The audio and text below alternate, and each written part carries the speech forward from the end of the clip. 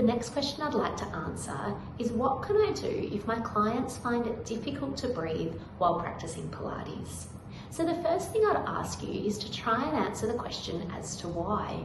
There's many different reasons why people find it difficult to breathe, but I would say probably my top 3 reasons would be, number 1, people might be stiff in their thoracic spine, so they might need mobility before they can get the nice breath pattern.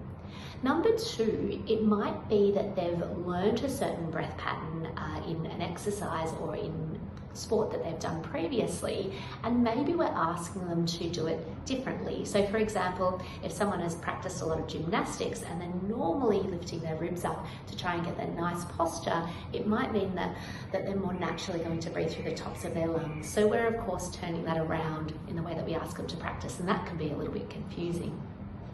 The third reason may just be that they've had issues with their breathing pattern, potentially because of pain or anxiety. And so once you know the reason why, you can help to address those reasons. And it might be that breathing practice becomes like an addition to their movement practice, with the idea that one day the two may meld.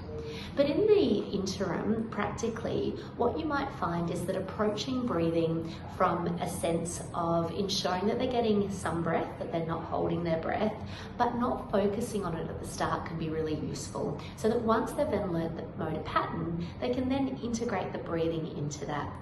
In our Pilates teaching script in APPI, we often talk about breathing as one of the last things that we introduce. And so Joseph Pilates uses breathing as a way to challenge coordination, to challenge concentration. So just think about it as one extra movement that you can then become proficient at as you learn the movements and become expert in the way that you practice your Pilates.